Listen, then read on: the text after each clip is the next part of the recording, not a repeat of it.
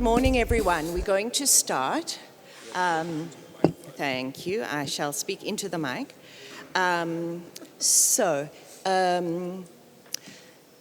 We've had a really good weekend. Huge thank you to Eduardo for an incredibly hospitable and beautiful tour too. We have long panels today that require us to attend to both the moment we've arrived in the program and in our inquiry, as well as to the individual iterations and offerings that we'll hopefully receive with reciprocated attentiveness and listening.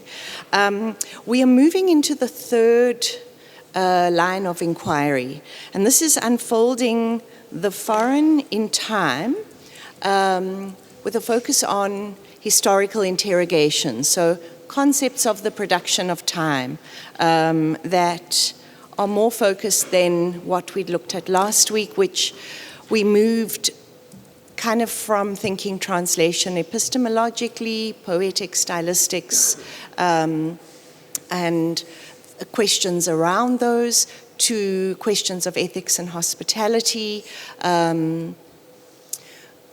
And we are at midpoint in our Global Institute. So to think where we arrive today, to deepen archaeologically and in other ways the conceptual kind of focus areas, we arrive or we start this third translation as historical renewal, the idea of being in time and hospitality and encounter in time with this morning's panel. Andres, Adriana, Moritz, Nikki, and Premesh will lead us into this third area of our inquiry. So what we're going to do is I'm going to ask you to be open and attuned to listening to the full panel, so that we can kind of start a conversation that takes both the general themes that emerge, but the specific individual questions that arise as well, and a round of questions and comments in response to the panel. And we'll do that kind of once or twice until we reach, I would like to ask that we don't go beyond 11:15, so that we give the panel its full time. 11:25. So we give the panel its full time, but we also have a chance to go outside, collect coffee, and then come back in to begin our next session. So we really give everyone the time that we've planned to give the presentations. And I would ask the next moderators to consider that, please. So without the moderator taking up time, I'll ask Andres to address us. Thank you. Okay, thank you very much. I'm going to just limit myself. You have a handout which is very extensive, and there you have all the examples I'm not going to go through. So you can look at them later if you're interested. I'm going to really concentrate in this 10 minutes to basically help us to settle and to introduce this new line of research which introduces time and history, which are obviously not the same thing. So the aim now is to introduce the temporal perspective, the question of translation's performance in history. Since as the requirement of hospitality we were seeing last week is diachronized, and the mandate to host the ways of signifying of the foreign language and the foreign itself is extended over time, the task becomes the recovery and unfolding of the pending signification of the past work from the perspective offered by a new linguistico-historical moment. To the specific opportunities and problems arising from the differences between languages are now added those difficulties and problems deriving from the differences between times, between eras. This is what, as you know, Benjamin famously understood as the requirement for a work to have an afterlife or a living on, as you sometimes translated into English, to be hosted in a new time that unfolds the signification contained in nuce in the original. As you recall, you have all read this, but I brought it just as an introduction. Quote 1 in the handout, translation comes after the original, but for significant works which never find the chosen translators at the time of their creation, it designates the state of the afterlife. Regardless of the perspective from which the recovery of the past is determined, whether it's personal, I mean at the level of the author, linguistic, at the level of the forms, at the level of the language, the work, or cultural or epochal, the requirement of an afterlife assumes a constitutive relationship between the disappearance of a certain life or a death, on the one hand, and the opening of a certain signification, of a certain meaning, on the other hand. As Javier Marías puts it, is what you have as quote 2 in the handout, what is to the fore in the activity of translating is not the presence of the original text, but precisely its absence or lack. In taking on this task, the translator experiences the original text as an absence. It is the disappearance of the foreigner from the realm of the living that makes it necessary to forge this translation temporality as an afterlife. This is the hospitality offered by the present to the unaccomplished past, absence, disappearance, death, and the possibility that this relationship of the present to the past may be history-making. Hence the metaphors of ghostly possession, reincarnation, and metempsychosis that abound in the testimonies of literary translators. Tytler, for instance, states that the translator, quote 3, the translator must adopt the very soul of his author, which must speak through his own organs. In this temporal perspective, the receptive translator once again has to echo the original. He becomes a medium so that the author from the past can recover his voice and speak again. Conversely, violent translation, the intentional capture of meaning that refuses to give hospitality to the forms of the past, is constructed as an injustice to the dead. In Dryden words, quote 4, I think Matthew brought this quote last week, to state it fairly, imitation of an author is the most advantageous way for a translator to show himself, but the greatest wrong which can be done to the memory and reputation of the dead. The unfolding of the signification of the past from the new linguistico-historical perspective of the present is capable, in its turn, to make history, to open a new process. This does not mean, though, that the moment or the outcome of this receptiveness to what lies outside the present can be simply anticipated, planned by the mere intentional will of the translator. In this diachronic perspective, we also find temporal barriers and effects that are beyond any kind of anticipatory intentionality. For if the signification of the original is determined as a process, the event that makes history requires an objective encounter amidst the life of languages and works, an objective encounter amidst temporal relationships where the translator's intentionality acts as a catalyst, a weak force capable at best of sizing the chance that may or might not arise. As James Holmes notes, quote 8, it's in page 2 in the handout, in the middle of the page, he says, two languages can chance to interlock at specific points, quite accidentally, in such a fashion that the translation appears to come through more or less of a piece. This happens all too rarely, but when it does, the translation seems almost to right itself. If the task of the translator is to spot and take advantage of the opportunities and perspectives that this kind of rhyming time offers, he must bring to fruition what was inscribed as a promise in the past. And a translation can only make history when there is this kind of close objective rhyme between two languages at a particular point in time, which can be, and usually is, an encounter between two cultures. This is what we seem to find, for instance, in one of the most extraordinary translations of the 20th century. I'm speaking about Ezra Pound's Homage to Textus Propertius, which would have never have crystallized had there not been a cultural rhyme at work. As Pound himself would eventually summarize or explains, quote 9, the homage to Sextus Propertius presents certain emotions as vital to me in 1917, faced with the infinite and ineffable imbecility of the British Empire, as they were to Propertius some centuries earlier, when faced with the infinite and ineffable imbecility of the Roman Empire. It was this rhyming that allowed Pound to forge a translation which was not only a remarkable poem in itself, but produced a sea change in the way Propertius' work and that of the Latin elegists in general was perceived among his contemporaries, giving it a renewed life, an historical afterlife, unfolding its signification for the present.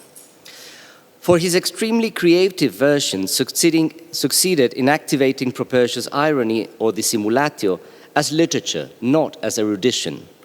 Superimposing upon Propertius' mocking assault on the ancient representatives of the law, the Augustan imperial ethos, and the official literature of Horace and Virgil defending Augustus' policies, and he superposed on that a mocking assault on the new political and linguistical literary authorities, mainly the Victorian and Edwardian imperial ethos and positivist philology together with aestheticism.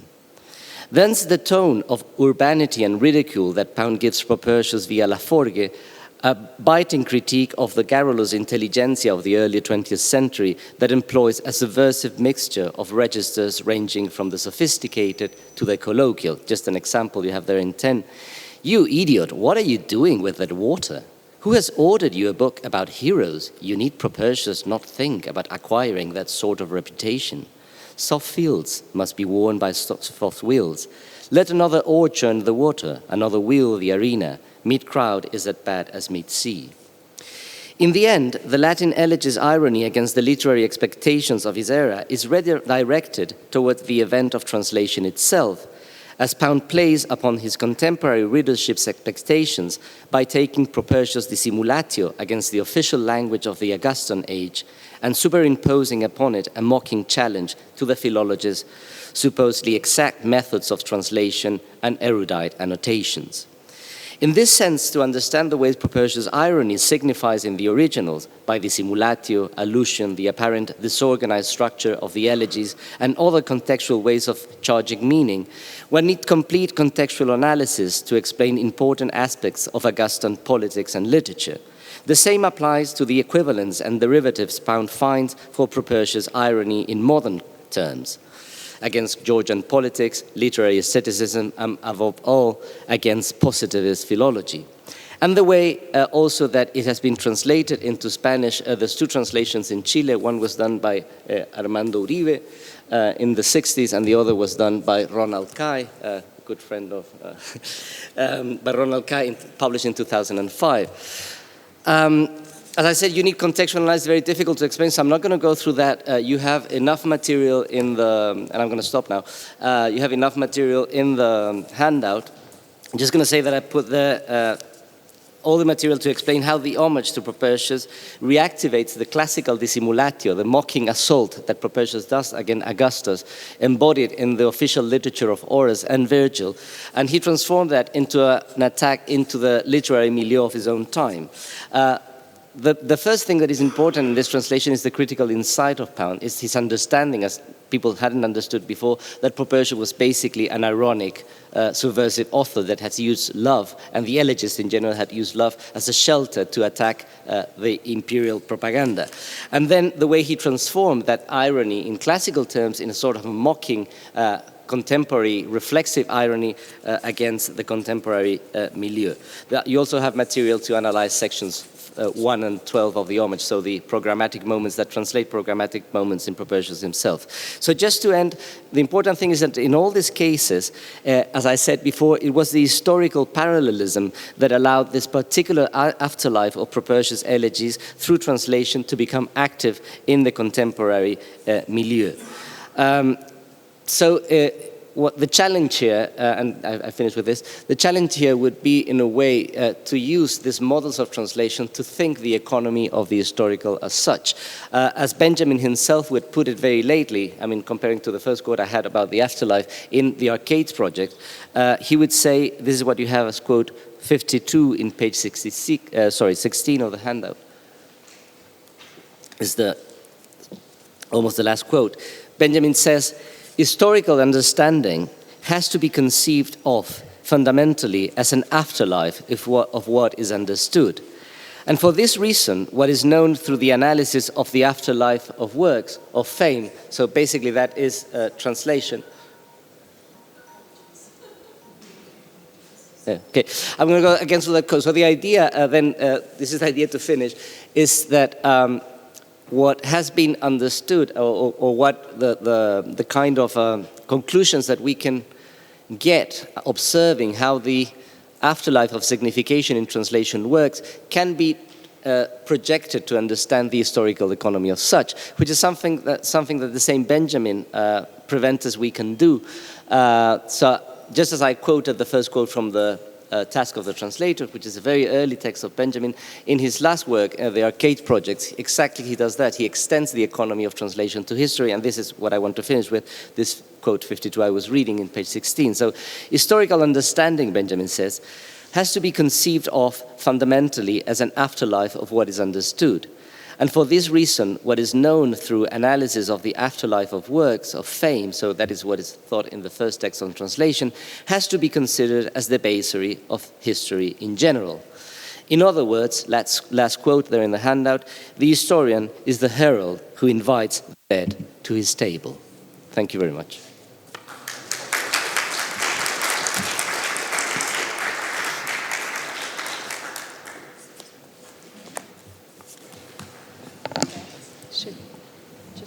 Okay. So Andres, that's actually the perfect segue into my presentation on Zombies translation afterlife. So I'll just get started, though I will say that there are no grisly zombies in this presentation. They're all incredibly well behaved and poetic. Anyway, so that's just a caveat. So I'm just going to get started. Zombie translation. So I want to start by reading a very short poem by the Israeli poet Chezi Leslie. You may recall he was featured in my earlier presentations, whose work will be the subject of the discussion that follows. So this poem, can we go to the next slide? Or how do I, here. So what do I do? Just push, yes, thank you, okay. This poem is from a series titled Hashaot, The Hours, which was published in 1992.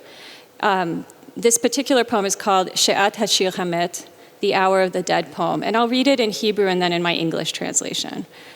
Hashir hazeh hu ketovet al matzeva, shemitachtea kavur hashir hazeh. This poem is an epitaph on a tombstone, and beneath it, this poem is buried. So I want us to consider the claims that this concise poem is making. The poem, Leslie contends, is both epitaph and corpse. Indeed, they're the same poem. And if we take this claim at face value, how can we as readers engage the poem in its two simultaneous states? Are we like those visitors in a cemetery who project stories onto the text of the epitaph, or do we come as a closer relation, in which case the epitaph means something more, the way that the words beloved mother or dear son mean something more when it's someone you know lying under the tombstone? But if the poem is buried, how can we reach it? Leslie even seems to suggest the possibility of a third poem, that is the poem that we're reading, in addition to these other poems, the one that is buried and the one that is mentioned in the first line. And if we take this logic further, then my translation into English constitutes a fourth poem, which is also this poem. The title, in calling attention to the dead state of the poem, raises the question of what it means for a poem to be alive. Can we then think of acts of reading, of translation, as modes of reanimation, as ways by which we afford this poem an afterlife? So for many years now, my work has focused in various ways on translation, and particularly the translation of poetry. And while much of my work and my own practice as a literary translator has centered on acts of linguistic translation between Hebrew and other languages and Hebrew, I'm also invested in exploring the zone where original writing and translating blur, where writing and translation become synonymous. So in a recent article that I wrote on modern Hebrew translations of Sappho, I returned to a strand that preoccupied me in my first book, which is namely the afterlives of poems, how they are reshaped, reread, revised, rewritten, and retranslated. Sappho's lyrical fragments have undergone numerous reconstructions in many languages, resulting in what Jopi Prinz has referred to as the creation of the many Sapphos. Sapphic lyrics once buried in a landfill resurfaced to live another day. Her broken lines have then been restored through translation many times and in many languages. But in Lesclie's The Hour of the Dead poem, the poem remains buried inside a poem. So how can we retrieve it? So in an essay we've heard a great deal about this past week, The Task of the Translator by Walter Benjamin, Benjamin famously offered a formulation of translation as both Überleben, survival, and Fortleben, living on. So maybe it's a condition of being human, and maybe it's because of the times we live in, but these days I am preoccupied thinking about how and in what forms we survive and live on. A number of scholars and scientists assert that we're living in the Anthropocene, an age of unprecedented and unpredictable human dominance over the natural environment, with the potential to wreak catastrophic, irreversible damage, threatening the very future of human life on this planet. And while our governments, and my government in the United States, debate how to or whether to regulate the impact of human activity, nature reveals its capacity to adapt, fight back, and survive through contagion, mutation, and even, if necessary, environmental collapse. But humans, too, are a part of nature and prove to be resilient and adaptable and remain fundamentally creative. In times of crisis, we continue to form families, build homes, make art. In a recent interview, and if we can, I'll move to the next slide. Yeah, I can do it. There we go. The Chilean poet Raúl Zurita argued that poetry is synonymous with humanity. And I have his quote up on the slide. He writes, he says, poetry is the first response to the awareness that we are mortal beings and that we will die. It's the first response to the only unchangeable, that we are doomed to die. Poetry is the DNA of humanity. It is prior to writing. It is before the printing press. It is before the book. It is before the internet. It will survive in different forms, and it will die when the last human being contemplates the last of the sunsets. So Lesclie's poem acknowledges the mortality of the poem, but also offers the possibility of its survival. His emphatic Hashir Hazeh, this poem, insists that we acknowledge the poem before us, that we read it and give it our attention, that we contemplate it. This contemplation, as Zurita argues, makes poetry possible. For Lesclie, it defies death. Take, for example, the following poem from his cycle, Zichronot Shel Zombie, Zombie Memories, which was also published in 1992. And I'll read it in Hebrew and then in my translation. בין דפי הספר מצאתי רגל יבשה של מקק, רגל המתחילה להידמות לאות בשפה חדשה, שלא קיימת בה המילה אהבה. Between the pages of the book, I found the dry leg of a cockroach, a leg that begins to resemble the letter of a new language that has no word for love. Lesclie died of AIDS-related complications in 1994, and Zombie Memories is one of several poems and poetic sequences in his late oeuvre in which Lesclie explores his identity as a gay, Jewish, Israeli man in a society where ideas of masculinity are closely aligned with occupation and violence. Lesclie's refusal to comply with Israel's compulsory military service not only defied one of the major institutions of Israeli masculinity, but also put him at odds with his Czech father, who came from a long line of military men. The poems of Zombie Memories are by and large concerned with living and dying, memory and afterlife. By the time this sequence was published, Lesclie had been diagnosed as HIV positive, and he was aware that the disease would kill him. The word zombie then points to this condition of being among the living dead. But the title Zombie Memories also constitutes an oxymoron. Zombies are figures devoid of human emotion, language, and memory. They endure in a state of gradual decomposition that is incompatible with humanity. Lesclie's zombie, on the other hand, remembers. And in this cycle, Leslie addresses the various translations and transfigurations that give shape to the poem, but also ensure its survival in a kind of zombie state somewhere between life and death. So from Coleridge's Ancient Mariner to Leslie's Zombie, poets have invoked the undead to critique and address the anxieties and fears of their time, but also to address the value and future of poetry to humanity.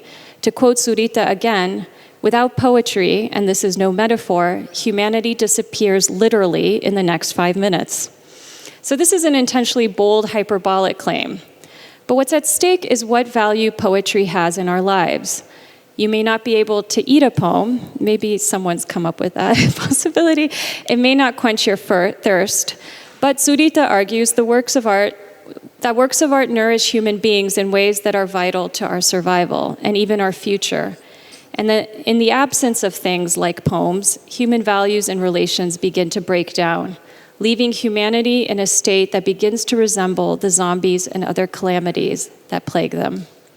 So in the short poem that I just read, the phrase "between the pages" suggests a void, from which the poet invokes the word love out of the desiccated remains of a cockroach. And we keep hearing that cockroaches will survive all sorts of calamities when we don't. Poetic language is thereby reanimated through an act of contemplation, which is also creative and translational. That this happens matters because zombies typically persist in a state of decomposition, thereby representing a future. Oh no, sorry, I already read that. Okay, so the means by which the living survive the zombie crisis illuminate and critique how human beings deal in a given moment with conflict and catastrophe. At the same time, zombie narratives are only possible because we are still here to produce them. That's also one of the ironies in the title, Zombie Memories. In other words, the terrors and uncertainties that these narratives acknowledge can be projected to the medium itself. By placing the zombie at the center of these investigations, I can draw crucial thematic, aesthetic, and sociopolitical relations between a wide range of poems across languages, but also show how this poetry shares an investment in the very question and possibility of poetry's own future. These works also illuminate how poets engage in a given moment with the crises and conflicts of their time, and in ways that simultaneously advance a way of thinking about poetry, its present, and its future.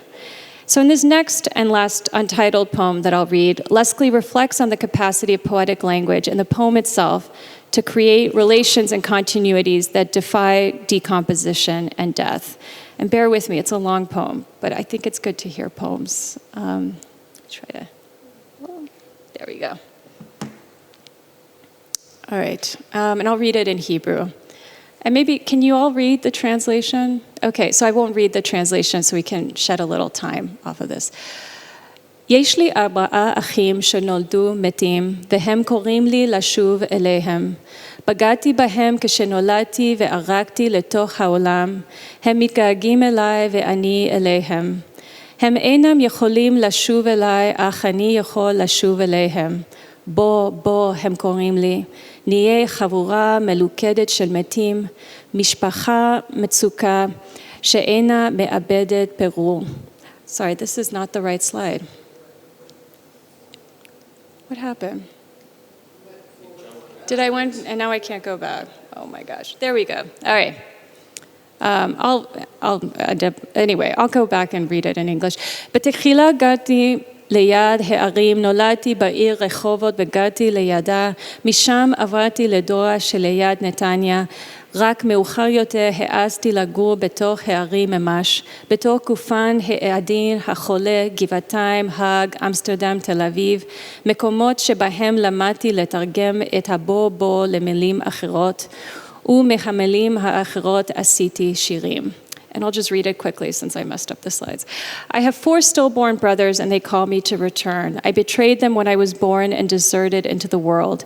They miss me and I miss them. They can never return, but I can return to them. Come, they say, we'll be a tight-knit band of corpses, a solid family that never loses a single crumb. In the beginning, I lived near cities. I was born in Rehovot and lived nearby. Then I moved to Dora near Netanya. Only later did I dare to really live inside the cities, inside their delicate, sick bodies. Givatayim, Hague, Amsterdam, Tel Aviv, places where I learned to translate come into other words and made poems with these words. The poem is full of autobiographical particulars that would be familiar to readers of Leskley's work, but what concerns me today is how this poem articulates a relation between mortality and language and poetry. In the first stanza, Leskley recalls the siblings who preceded him in death and imagines that his own death will reconstitute the family. Instead, the speaker lives on, taking the words of the brothers and translating them in his words into other words and making poems with these words. Here is Leskley's clearest articulation of a poetry of survival, of the capacity of language to create new afterlives beyond death and disease, in this case through translation, which Leskley acknowledges here as a mode of composition. We know that we will die, but for Leskley, writing is nevertheless an act of refusal, a refusal to accept the space of burial as a void. Instead, it becomes a space through which we can dig a tunnel, and here, going back to a poem that I read last week, we find a house, an apple, the dry leg of a cockroach, and whatever else emerges from our budding imagination. Thus, these poems argue for a poetry of survival, which proposes the poem itself as the space where Fort Laban is possible. Thank you.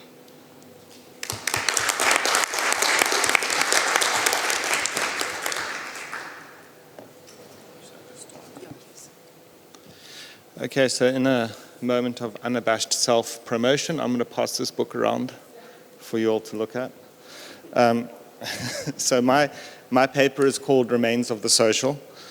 I'll start with an epigraph from the last page of Fanon's Black Skin, White Masks, which reads, superiority, inferiority. Why not simply try to touch the other, feel the other, discover the other? In an echo of Matthew's paper in the first session of our institute, I want to ask what it might mean to consider the concept of remains, of the remainder, as an effect of the production of a whole rather than a reduction out of a whole. If the remainder is a technical residue that is produced as such, so as to enable the assertion of wholes, how does this affect the politico-ethical weight of coming after something like apartheid, of welcoming the foreign, the other? This is quite different to the sense in which we have grown accustomed to the thinking of discourses such as nationalism, for example, as exclusionary. The excluded does not exist prior to their exclusion, at least not as such. Here we come to a question of subjectivation. Welcoming the foreign, then, might be less about opening towards an encounter with the other, though this is no doubt necessary and important, but rather about resisting the rush to decision that produces subjective certainty, the self as a whole. One welcomes the foreign in the self in order to be infinitely hospitable to the other. In my broader work, I address this question of subjectivation through abiding by the text of Black consciousness philosophy, and I will touch on this throughout my 3 presentations. However, here I want to talk about 3 key moves that I performed in a chapter that was published, that's going around in the edited volume called Remains of the Social. The chapter was titled The Principle of Insufficiency, Ethics and Community at the Edge of the Social, and asked the question whether community is or could be an adequate concept for coming to terms with the post-apartheid. The texts I read followed a very similar itinerary to that which Yala Kisukidi deployed in her talk, with a few differences that I think might be productive for our conversation. But first, the necessity of asking the question of community after apartheid is not only about how we might recohere a fractured social or have a community that remains, or worse, of remains. Rather, the urgency of the question stems from the role community played as a differential mechanism, a technology that produced racial subjectivation. So one example, before I turn to the chapter, which you'll discover I actually will not really turn to, in the inaugural legislation of the apartheid regime, its reliance on a conceptual work of community in the formation of whiteness is made apparent. The extent to which community informs the project of apartheid can be ascertained from the logic that infuses one of its guiding pieces of legislation, the Group Areas Act of 1950. According to the definitions in Section 1, there are 2 different kinds of group. Those that somehow naturally denote a particular type, which the legislation refers to as white, colored, or native, and those that have been declared as denoting a distinguishing feature that may or may not also be naturally evident. It is at this level of the somehow purely representative, where a distinguishing feature is available to be marked rather than produced through marking, that the logic of community is set to work in the act. The legislation elaborates on these groups, and I quote it at length from Section 2, and says, "For the purposes of this Act, there shall be the following groups. A white group, in which shall be included any person who in appearance obviously is or is generally accepted as a white person, other than a person who, although in appearance obviously white, is generally accepted as a colored person, or who is, in terms of subparagraph 2, which we'll get to now, and so forth, a member of any other group." Paragraph B, a native group in which shall be included any person who in fact is or is generally accepted as a member of an Aboriginal race or tribe, and any woman to whichever race, tribe, or class she may belong, between whom and a person who is a member of a native group there exists a marriage or who cohabits with such a person. And then third, a colored group in which shall be included any person who is not a member of the white group or of the native group, and any woman between whom and a person who is a member of the colored group there exists a marriage or who cohabits with such a person. Although in the first section of the Act these groups, white, colored, native, are referred to as self-evident, it is clear that in the elaboration of these groups in the second section, a mechanism that tempers perception with recognition is put in place. To state this more plainly, the deciding principle in the process of locating a person into the domain of a group is the degree of recognition that that person holds as a part of that group, a recognition that can stem from the self, from that group, or from other groups. The implication of this mechanism, where recognition takes precedence over what the Act names as fact, in other words, that which is apparently obviously perceived, is that the classificatory function of the state is not in itself sufficient to produce persons as members of a group. Rather, the classificatory function is more than a little dependent on a recognition that extends beyond the state to the self. As such, the specification of groups in the Act carries a very similar function to that of the policeman in Althusser's essay on ideology and ideological state apparatuses, where the hailing of a stranger by the policeman on the street and the stranger turning to respond does not indicate the moment of interpellation, but rather the self-recognition of the prior interpellation of the stranger as a subject. Passing through the South African Parliament just 2 days after the Population Registration Act of 1950, the Group Areas Act expands on the mechanism of classification by including the clause that, despite fact or general acceptance, if a woman marries or cohabits with a man from a group lower in the hierarchy of classificatory status than hers, she will assume that group's status. This additional fluidity, albeit a fluidity that slides away from whiteness, that is added into the question of classification, indicates the concern, the anxiety that underlies the classification. Whiteness, understood as primarily male, men don't slide, as it were, must be constructed as pure as an entity devoid of miscegenation, an entity without remainders. As Claude Lévi-Strauss pointed out in his short essay, A Little Glass of Rum, this distilling function is a common feature in the formation of European identity, a feature that he describes as vomitism. It is here that the group of colored persons is established by the legislation. The colored is produced so as to settle the anxiety that the white group is, perhaps, not quite white. And our colleague Leslie Witz has traced how that whiteness gets settled through in his book, Apartheid's Festival.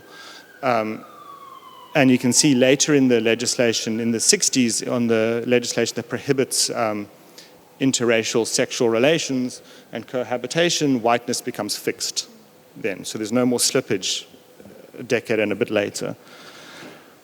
If I may be a bit polemical, it would take a good few years for the Afrikaner to become white in South Africa, with the most devastating entrenchment of these racial categories occurring in the post-1994 moment. The apartheid regime sought to create the conditions in which people would recognize themselves and others as ontologically racial. The post-apartheid has assumed that ground as such. So, what is my point? And why the detour through apartheid legislation?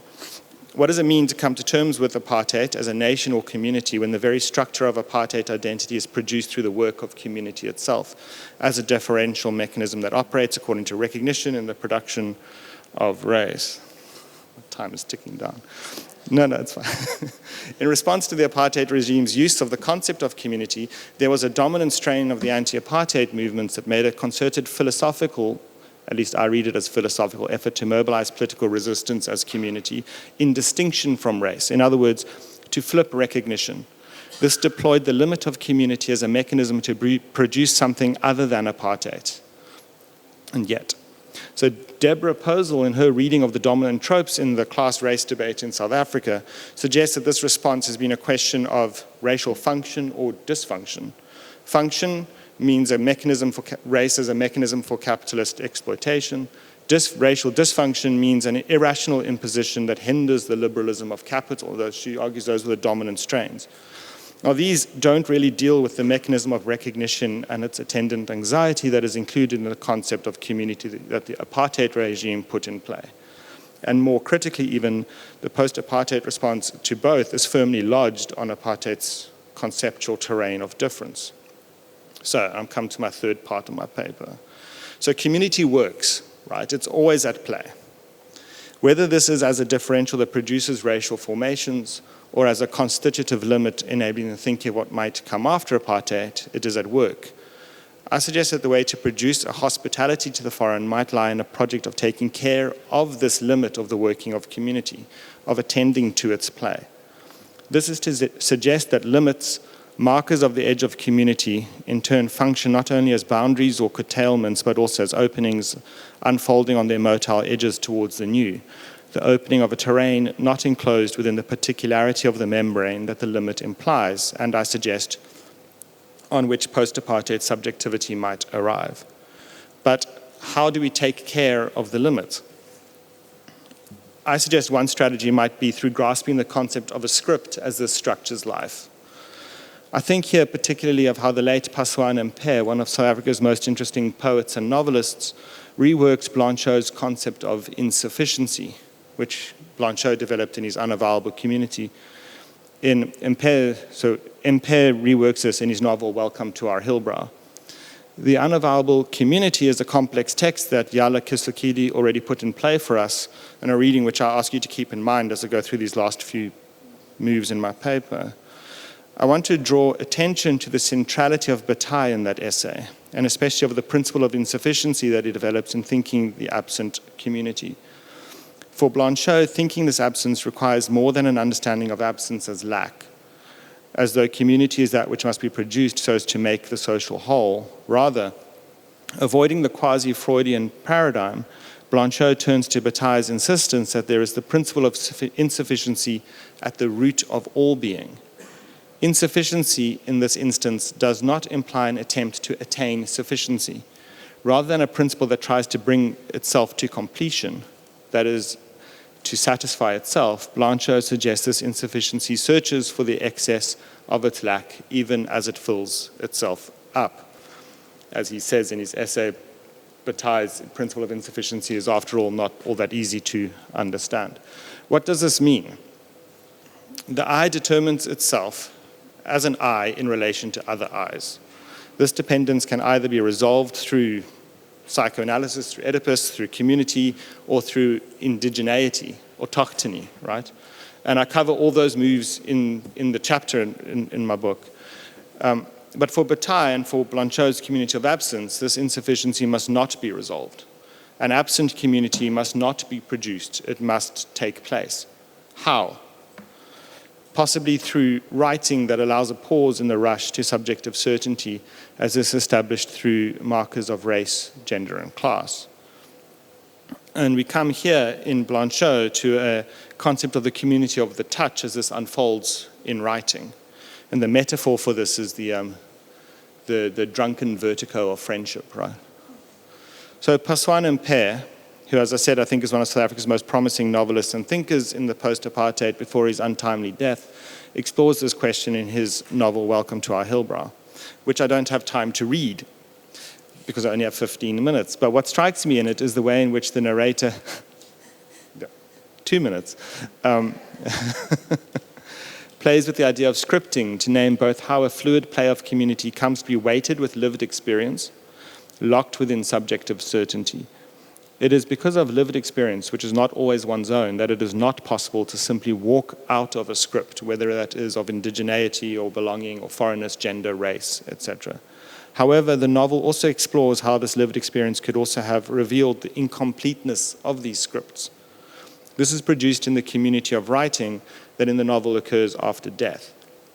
Insufficiency here marks the incompleteness of a script, and thereby the possibility of encountering a different difference. So if you abide by insufficiency rather than closing it up inside the script. If, I argue, we are awake, more than ever.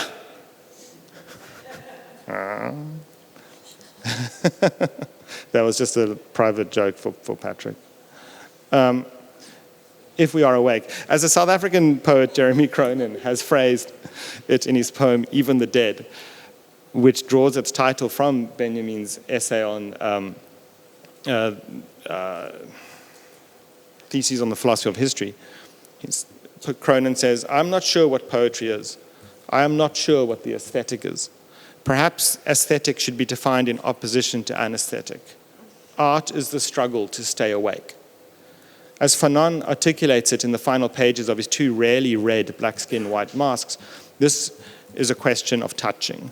In refusing blackness, understood either through the skin or through pain as his ontological ground, Fanon says, why not just touch the other? This touch does not penetrate, it knows nothing of being enclosed in a common skin, but rather plays on the surface, abiding in a proximity that touches always. I suggest that this work of ethics hinges on a capacity to resist the rush to subjective certainty through caring for the limits of any attempt to come after such certainty. In this case, the differential mechanism that produces a system of marks. And in my thinking here, Colette Guillemot and Sylvia Winter are important interlocutors, in which subjective certainty comes to be produced. It is in literature that I see the potential of this, precisely to the extent that it might be taken as a reading of questions, in other words, as translation. Thank you.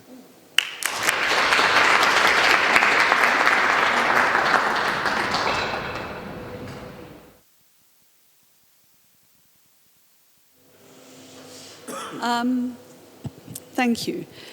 This is, in fact, called Bloodlines, Assembling the Human.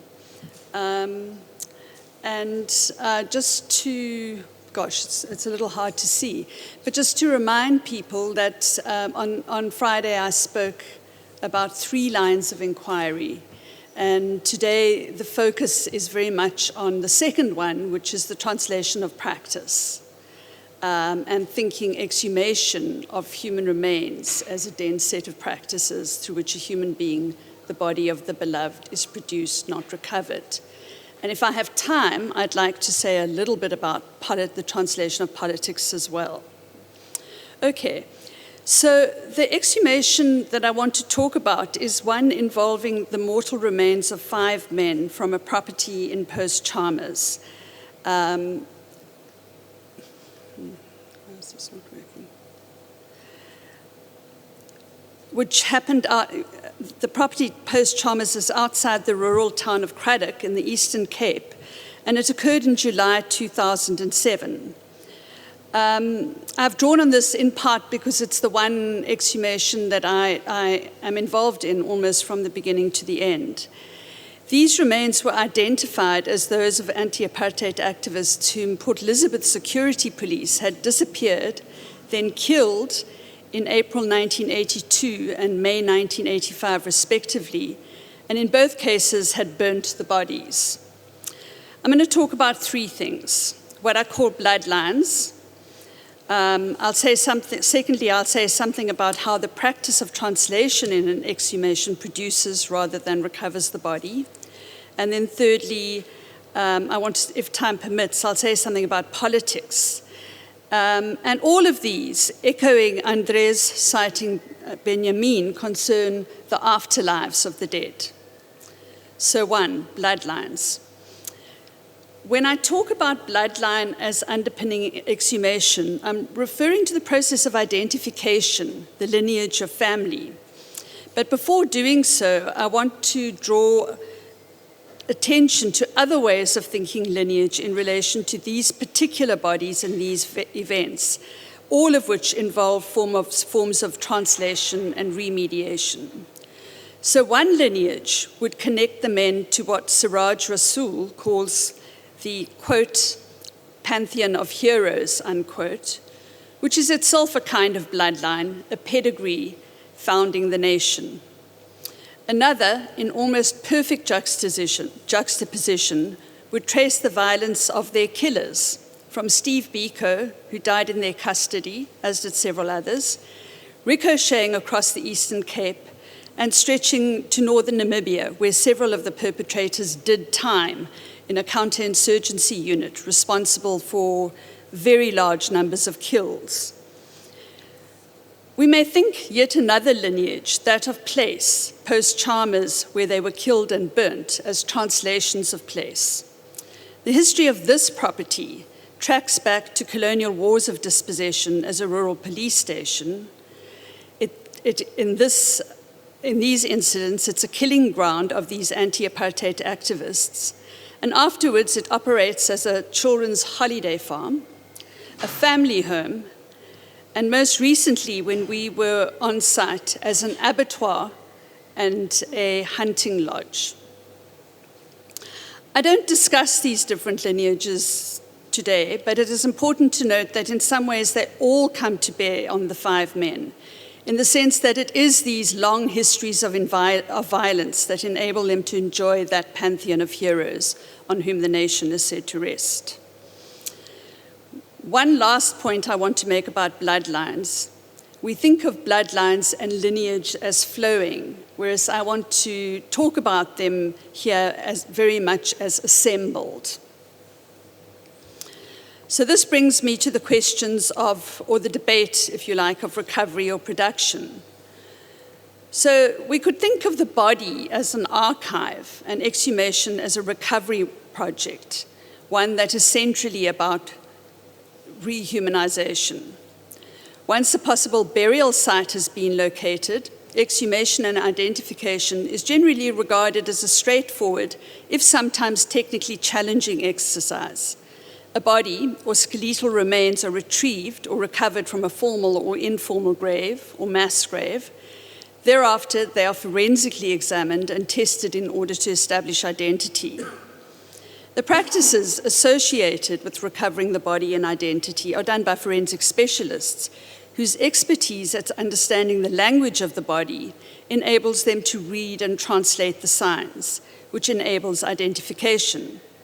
In this sense, they can be likened to historians recording and writing hidden histories, recuperating silenced voices. But two questions arise here.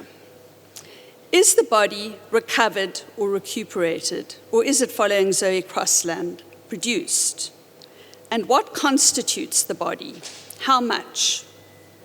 At a TRC hearing, Joyce Mtimkulu, the mother of one of those killed in the first incident, held up a fistful of her son Sipiwo's hair that she had kept as evidence of thallium poisoning during an earlier detention before he went missing.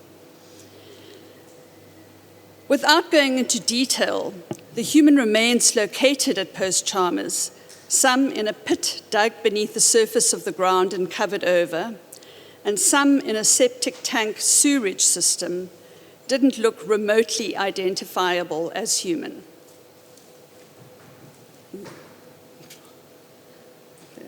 Can you try and get it to just move on?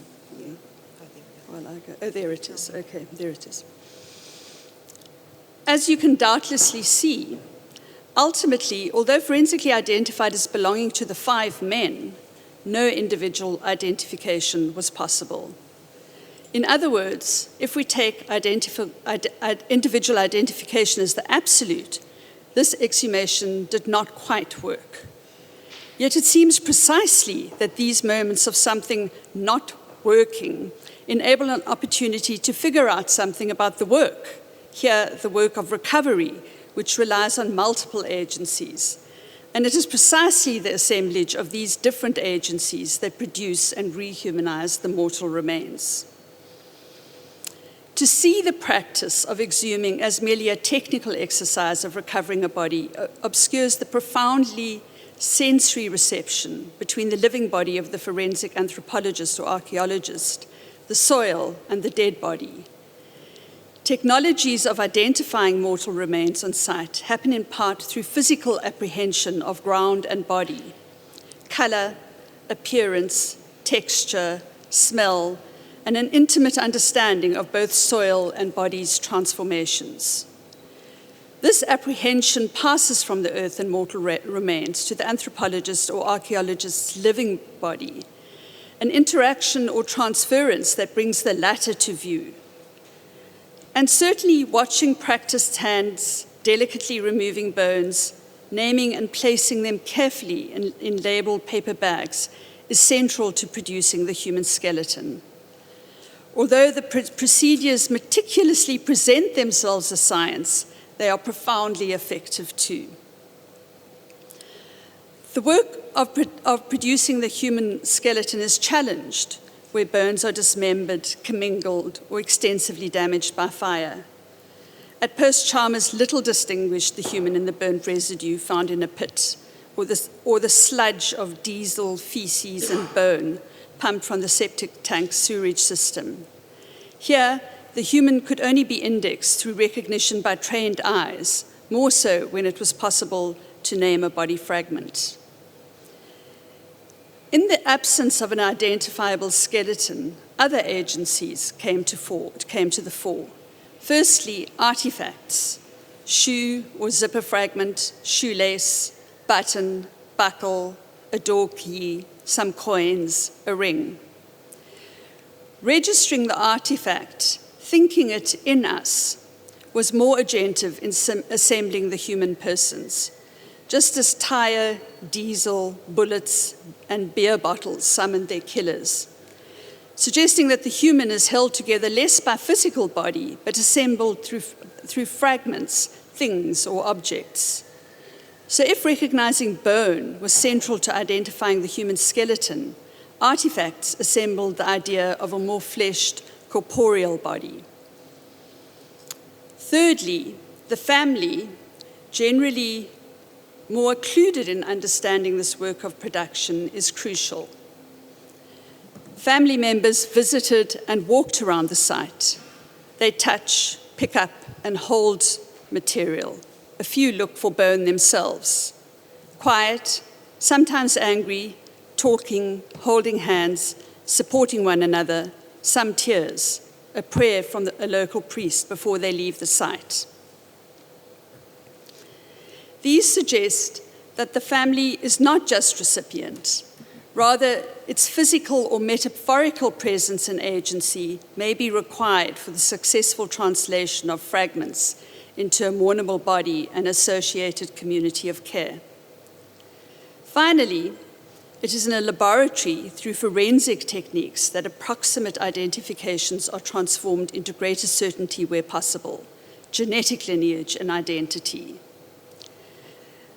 Rehumanized during exhumation, in ideal scenarios, the human arrives in the laboratory disassembled and packed into labeled paper bags. Just so many bones. Rehumanization must begin afresh. In part, this is effected through the laying of bones in anatomical order, enabling forensic teams to reconstruct biography, noting signs of identification and cause of death.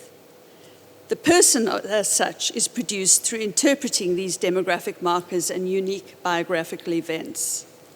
And all these agencies together work to stabilize, to fix, to close. In the Post-Chalmers case, the possibilities of individual identification were always improbable. Identification rested more on identifying these as the group being sought.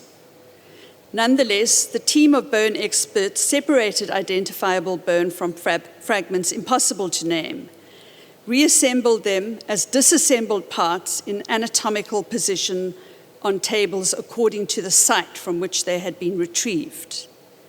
And unfortunately, I don't have photos of that at the moment. But these resembled bizarrely distorted human bodies.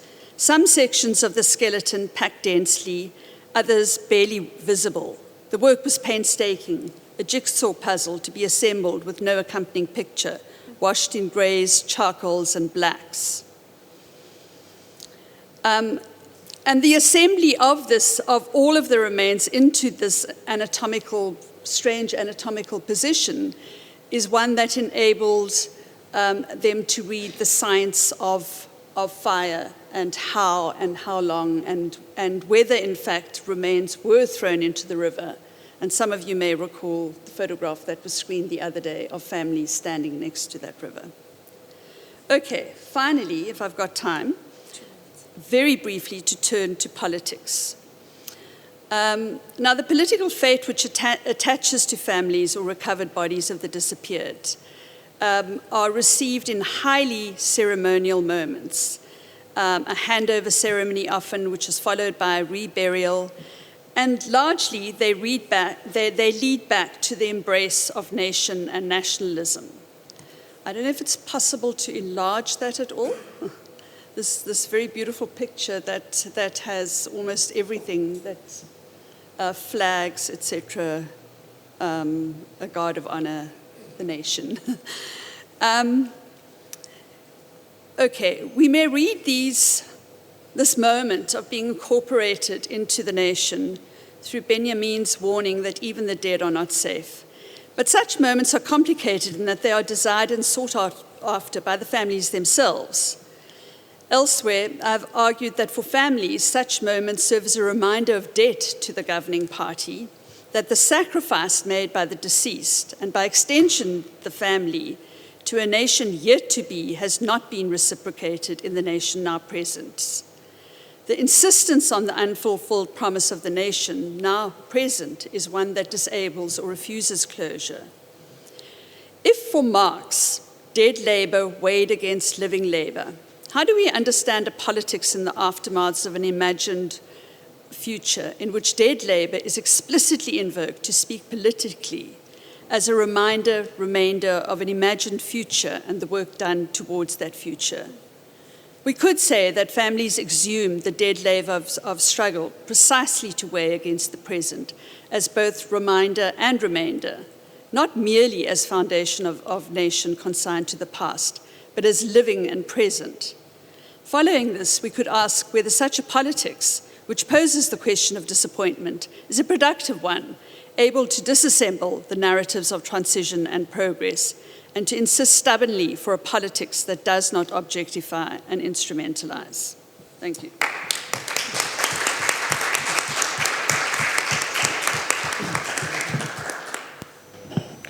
Thank you very much, Heidi, and Nikki, for that very powerful presentation, to others on the panel.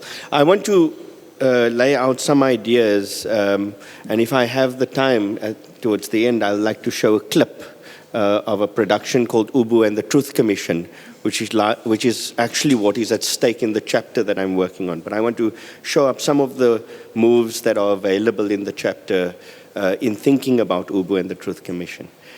If the promise of the end of slavery in 1834 is heard as an echo in the ends of apartheid in 1994, it is to the extent that both failed to deliver on the desire to exit the orders of race. What we might hear in the echo is what I have been calling the uncanny returns of race. I would like now to provide the outlines of how we might understand the circular causality of race and how we might seek to exit its repetitions by inhabiting what the Cameroonian filmmaker Jean-Pierre Beccolo calls the problem of aesthetic populism. In Aristotle's plot, Beccolo outlines the problem of aesthetic populism by asking what it might mean to make a film about hope in a country that does not have a future. In other words, how might one reinvent Africa, or Britain for that matter, through a concept of aesthetics when aesthetics is no longer called upon to mediate the relationship between subject and object? Beccolo welcomes this receding philosophical inheritance, especially because it lays bare the narcissism of Europe and the cynicism of Africa that marks the duplicity of each. More importantly, in the recycling of this duplicitous script, Bekelow returns to the invention of race as it is conscripted to a cybernetic process of effacing the distinction between human and machine. Rather than effacing the distinction, Bekelow anticipates the collision between human and machine through the genre of slapstick. Aesthetic populism, however, is a concept that does not easily morph into the idea of resistance. Akin Adesokan notes that aesthetic populism poses a challenge for African art, in part because it obscures the globalizing technological structure in which it participates and which it parodies. Adesokan is clearly worried about whether something like slapstick threatens to diminish the experience and memory of violence. The worry recalls a debate about technology, mass culture, and catastrophe in a study of cinematic experience and the rise of fascism by Miriam Bratu Hansen.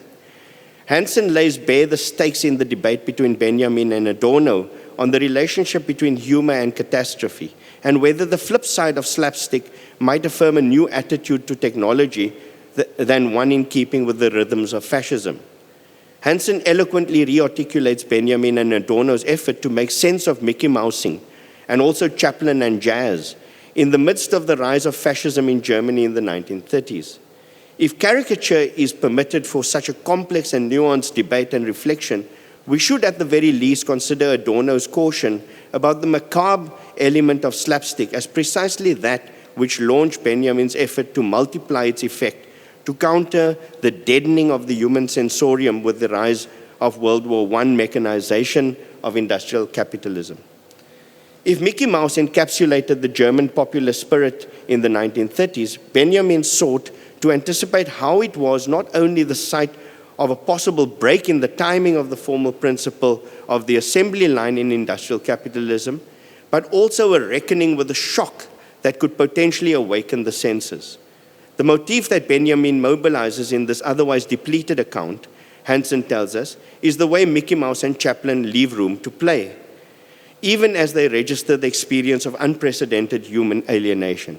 On this read, it is clear that Hansen discovers in Benjamin's forays into slapstick the very condition for retrieving a concept of freedom from the accretion of a memory of violence. The tactic is to be sought in the midst of the mechanization of industrialization and the rise of fascism that new technologies suggest. If what I have to say about aesthetic populism and the theoretical fiction of cybernetics references Hansen's essay, it is to the extent that it asks whether there is an affirmative reading of slapstick that will enable a new image of time in a globalizing milieu of new communication technologies. The assembly line, if we follow Benjamin, was the way the 20th century viewed the shape of the 19th century. In contrast, if we follow Foucault's history of sexuality, with its references to spirals of power and pleasure that emerged in the aftermath of colonialism and fascism, the 21st may view the 20th in terms of a motif of spiraling. Slapstick plays out differently in each register of assembly line and biopolitical spiral. If in the first it produces the shock that also anticipates a break, in the second it recalls a specific mistiming in the flipping to and fro between human and machine. Rather than marking a limit in thinking beyond the inheritance of apartheid, I wish to suggest that slapstick offers a different perspective of post-apartheid freedom. Where then, in the midst of the challenges of aesthetic populism, is this image of freedom discernible? To anticipate my argument briefly, I will suggest that it perhaps exceeds Benjamin's notion of play to the same extent as it does the limited view of techne as simply art or craft. Rather, slapstick recalls techne as a potential for thinking ahead in what Benjamin saw as the awakening of the senses. Why? Because slapstick records the process by which the kinesthetic sense in humans and animals is translated into machines. The image used to describe this transfer is that of slavery, which is an image at the very heart of cybernetics. Darwinism obliterated the distinction between human and animal. Cybernetics obliterates the distinction between animal and machine. Both are scenes of translation. The term cybernetics owes its enunciation to Norbert Wiener, an American mathematician responsible for its coinage in 1948. The word cybernetics derives from the Greek word kybernetics, referring to mechanisms of steering, governing, and control. Cybernetics typically denotes the interdisciplinary field of study and strategic deployment of communicative control processes in complex systems constituted by humans, other animals, machines, and the rest of living nature. What we have been calling the challenges of translation over the past week may have something to do with the elliptical, spiral, and circular shape given to time in the science of cybernetics. Cybernetics works with the notion of feedback, in which machine memory allows for a return of information to fulfill a task. Perhaps the clearest indication we have of how race is entangled in the emergence of the new science of communication is a statement by Wiener himself. Let us remember, he says, that the automatic machine is the precise economic equivalent of slave labor. The figure of the slave will once again be deployed to mediate the relationship between animal and machine. For its inventor, cybernetics was accompanied by delirium. It was, after all, a time of war, first hot, then cold. And as Paul very astutely observes, a culture of war is also a culture of delirium, a culture where the ordinary tools of perception are suggestively, ritually, magically, spectacularly, technologically, almost hallucinatorily retooled. Wiener's notion of cybernetics as an assemblage of component parts that together constitutes communication and control in animal and machine emphasized the centrality of control. 2 years later, he worried about its implications for perpetual peace in a text titled The Human Use of Human Beings. That text attempted desperately to avoid the foreboding future of technologies of communication and control if the human did not take control of the technological resources at her disposal. But the caution missed its mark by a mile, especially as the term cybernetics appeared in the same year that apartheid was enunciated as a political project of population control. What I am interested in is less the mathematics of cybernetic scientific theory than the metaphors used to sustain it. If race is lodged and locked in the circular causality of cybernetics, then perhaps its most enduring memory resides in the metaphors of cybernetics, replete with references to Maxwell's demons, cybernetic angels, cyborg imagery, and uncanny valleys. The point I wish to stress is that while the science of cybernetics appears to have run its course, its aesthetic and fictional effects nevertheless endure as a patriarchal and racial charge as it defines all subsequent processes of communication and information. In other words, what we call race today, or for that matter, gender, may well be ensnared in the field of multiplying technological temporal objects. Where did Norbert Wiener's cybernetic movement that presently defines our existence get its metaphors from? I would suggest that they were formed out of an informational aesthetics derived from the abolition of slavery in 1834. One example, and if we could just have this image, Laura. Okay, it's a very indistinct image. You can't see any of it. It's a very dark painting, but I will speak to it anyway. I would suggest that they were formed out of an informational aesthetics derived from the abolition of slavery in 1834. One example of this informational aesthetics is Francis Danby's opening of the Sixth Seal, a painting that is currently on display at the National Gallery in Ireland. There's much to say about this painting, completed in 1828, which has a long history, including one that relates to the young James Joyce, whose governess took the Joyce children to view the work as a warning about the wrath of God. Rather than viewing it as a work depicting the foreboding apocalyptic, I suggest that the work is best apprehended as a work of the cybernetic. I will limit myself to 2 lines of inquiry. The first is that Danby's painting conveyed an abolitionist sentiment in the midst of the debate about slavery, resulting in the mutilation of the painting in 1843 while on display in Rochdale in Britain. The central figure of the unshackled slave bearing his arms to the heavens was cut out by a visitor to the gallery, for which Danby repainted the figure that was then stitched back into the canvas. The painting was subsequently sold to John Walter Brett, who, as the story goes, devised the idea of global telegraphic communication based on an idea that came to him as a bolt of lightning, his words. Perhaps the bolt of lightning in Danby's painting must be read along the lines of the speculative horizon of telegraphic communication rather than as a sign of the wrath of God. In other words, I'm drawing a connection between Danby's painting, the abolition of slavery in which it participates, and the scientific revolution in communication inaugurated by 3 undergraduate students at Cambridge University in the 1800s, George Babbage, John Herschel, and William Peacock. Amongst these, Herschel, who had settled at the Cape in 1834, would influence Darwin through his preliminary discourse in the study of natural philosophy, a text that revolutionized communication in the sciences. The larger point I will make is that the scientific revolution of the 1800s was the condition for Gestalt theory in the 1900s, the military-industrial complex of the Cold War, cybernetics, and apartheid of the aftermath of the Second World War. We cannot possibly grasp racial justification of neoliberalism and the revolution in technological temporal objects of communication and control without a view of the long history of cybernetics. If race is metaphorically entangled in the circular causality of cybernetics, where might we source a concept of freedom from the mythic violence that sustains it as a concept of governmentality, population, and control? The question is surely one that defines the searching impulse in Walter Benjamin's The Last Snapshot of the European Intelligentsia. There, Benjamin expresses his concern through a rearticulation of the problem of mythic violence by worrying at the danger that ensues when revolution loses sight of an image of freedom. Returning to the realm of aesthetic education, he will note, and I quote, "Since Bakunin, Europe has lacked a radical concept of freedom. The Surrealists have one. They are the first to liquidate the sclerotic, liberal, moral, humanistic ideal of freedom because they are convinced that freedom, which on this earth can only be bought with 1,000 of the hardest sacrifices, must be enjoyed unrestrictedly in its fullness without any kind of pragmatic calculation as long as it lasts. And this proves to them that mankind's struggle for liberation in its simplest revolutionary form, which however is liberation in every respect, remains the only cause worth serving."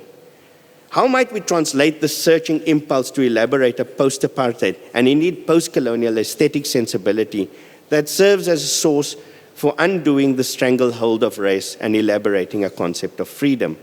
Perhaps I will suggest it resides firstly in understanding how cybernetics is ultimately guided by a compulsion to aesthetics. Secondly, cybernetics reveals how communication technologies have drawn on images of the slave in the construction of machines. Slapstick anticipates the racial consequences of the collision between animal and machine that is underway. In the midst of collision, cybernetics is exposed as that theoretical fiction that sustains both race and the fantasy of neoliberalism in which we are all seemingly implicated. At the expense of substituting a desire for naming freedom with a proverbial repetition of history as farce, we might say that the birth of the post-apartheid was a product of collisions and mistiming. That is the very mode of slapstick. In the best traditions of aesthetic populism, in which slapstick partakes, the birth of the nation threaded through it leaves the national subject unclear about whether to laugh or cry about what the future holds. Might there be another image of slapstick defining the post-apartheid that will prove sufficient for upholding both aesthetic and political freedom? Slapstick reveals something quite specific in the irresolution of truth and reconciliation. Excuse me. In part because it lags behind the representational forms of the orders of knowledge that founds apartheid. It marks repetition differently, blocking the compulsion to repeat apartheid reason.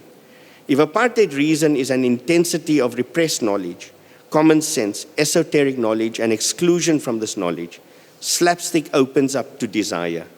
In this sense, slapstick as an oppositional form of the order of apartheid knowledge proves untimely and destabilizing for the viewer, rather than functioning to stabilize an episteme or sustain the representational field of that episteme.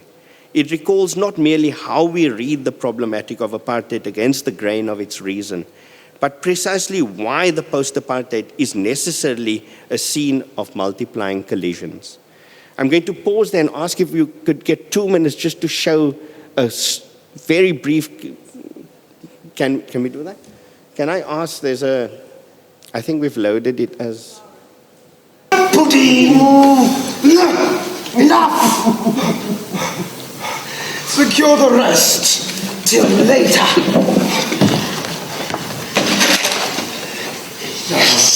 Just some backdrop. So that central character, David Minna, is feeding secret texts and documents to Miles the crocodile. That's Mongiam Tombeni, a fellow in our center, performing the crocodile puppet. By knowing all.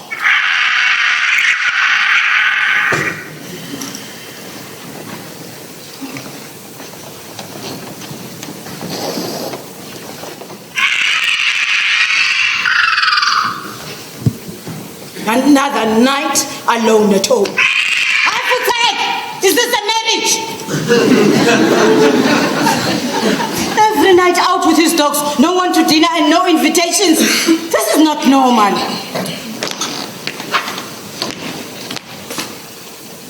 Old Ubu, what of the balls and concerts we used to know? Oh, those were heroic days, so cosmopolitan.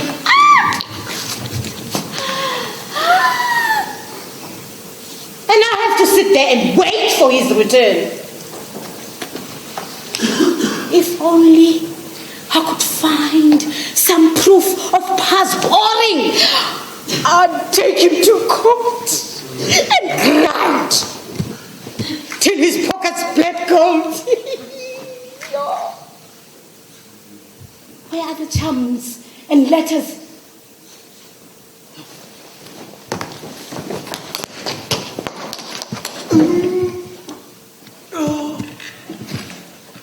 And what gives you uneasy dreams? Yeah, and such a full belly. Come, my lovely. Come. Come to Mama.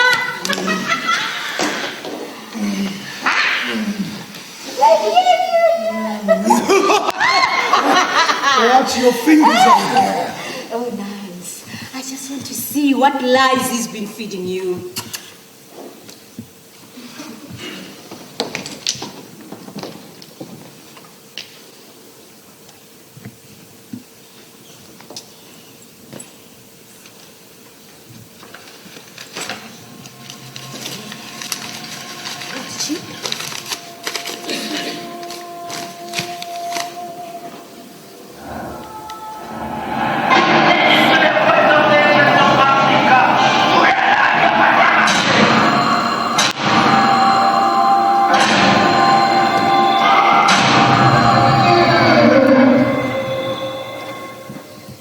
We called it cubing.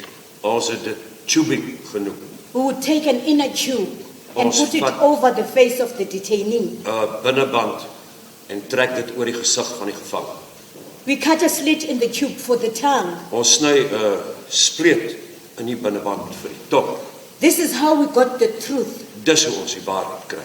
We would suffocate him until he had something to tell us. Ons wurg hom totdat hy iets het om te vertel. From the length of the tongue, we would tell how close he was to asphyxiation. Aan die lengte van die tong kon ons aflei hoe naai aan versmoring is. Also, when he wet his pants, As hy sy broek nat maak, you knew he was standing at the pearly gates. dan weet hy staan by die gates.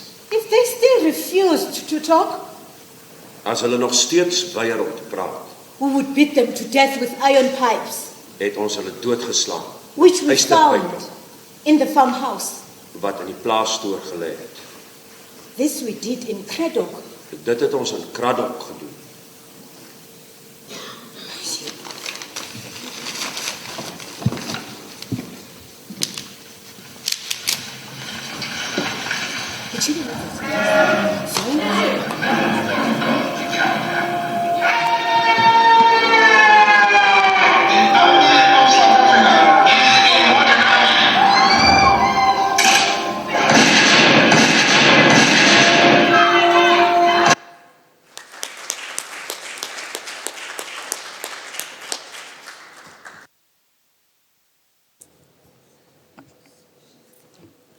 Thanks to all of the presenters on this panel. I think you've given us incredibly dense but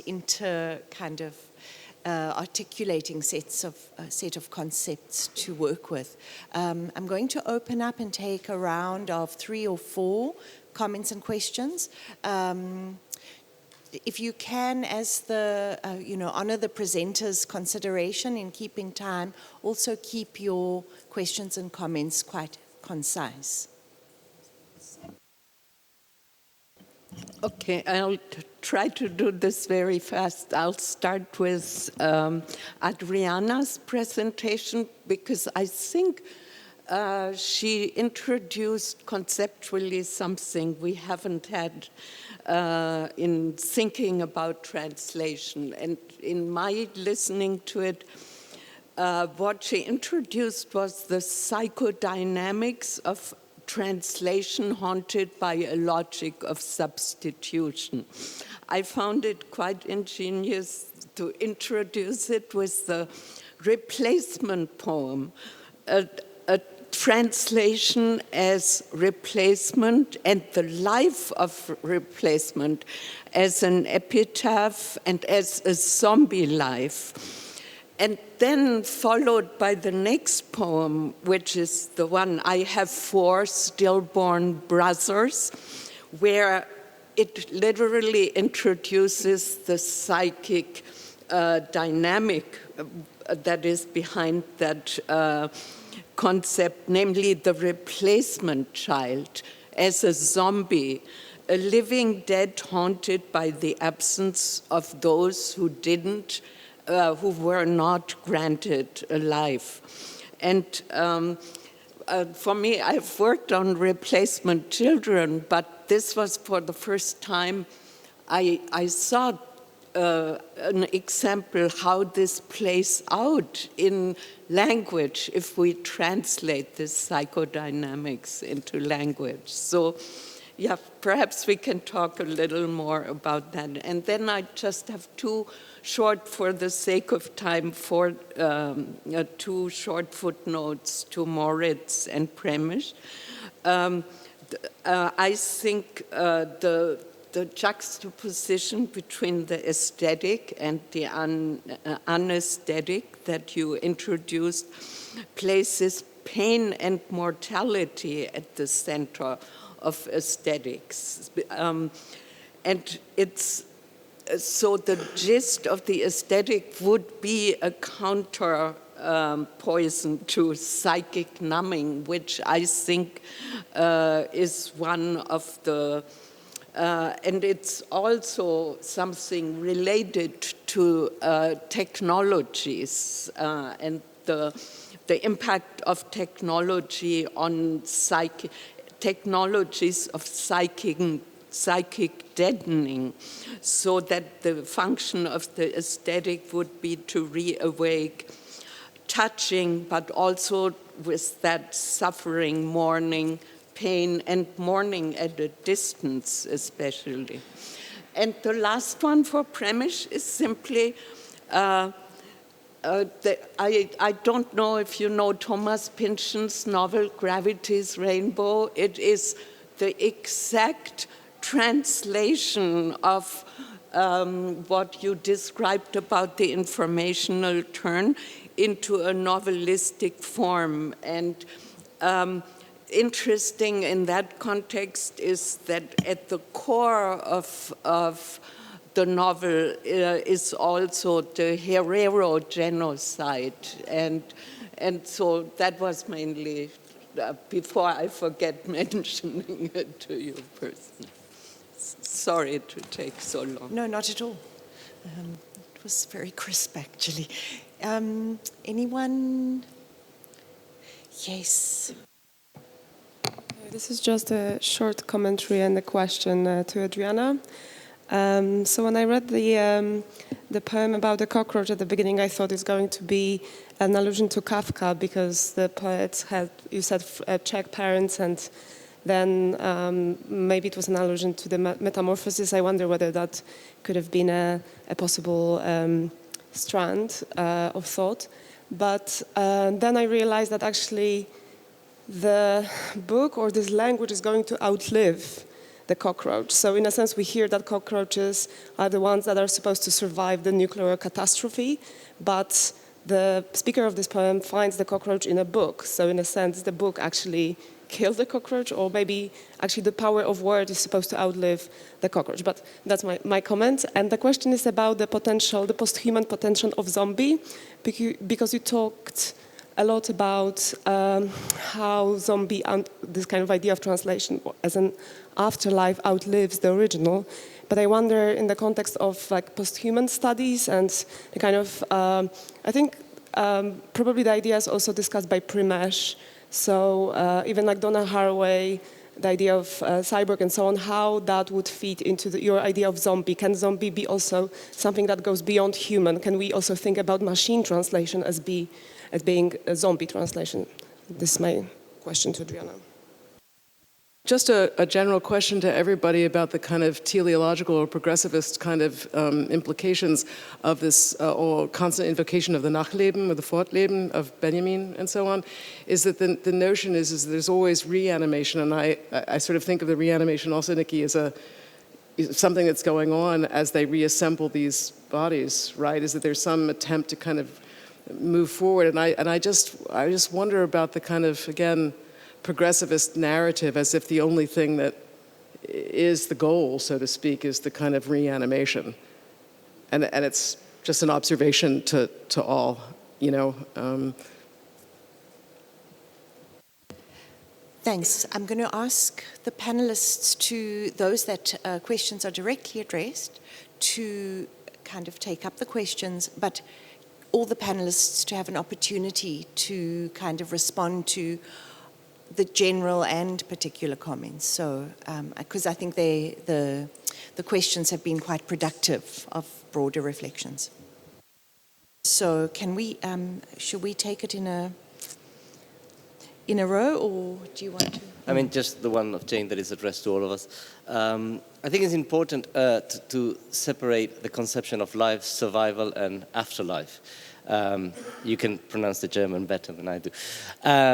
In the sense that, well, you have life, which is normal life, then you have survival. Survival is an extension of life. It's this kind of obsession of contemporary times, where you want to prolong your life. So there's no interruption. Whereas afterlife requires death. Afterlife is not a prolongation of life, as survival is. But it's something that needs the interruption of death. And in that sense, it has a strong link also to what Nikki was saying, to remembering in the most literal sense of the word. To remember, to put back limbs together, is not only the remember. First of all, it has a dialectics that has to do with how you spoke about the teleological. There's obviously a break with teleological linear history, at least. And there's a dialectic which is not the dialectic that, in a way, creates a line towards an end, but it's a dialectic in which the present, in its relation to the past, allows a certain future. So it's that's how I think Benjamin would see it. But then again, coming back to the more ethical side of it, this afterlife needs an interruption. So it's a life after death. It's not a life after life. And in that sense, the remembering part of it implies this. I mean, I think Nikki's presentation put that in a very visual way. Is this idea of putting limbs together, of creating a body, but a body that is no longer alive. I think that, I don't know if that was exactly the way you put it, but it was kind of this kind of delicate exercise we're doing, which is to project how language behaves into how history behaves, especially in something so delicate as dealing with afterlives of missing people.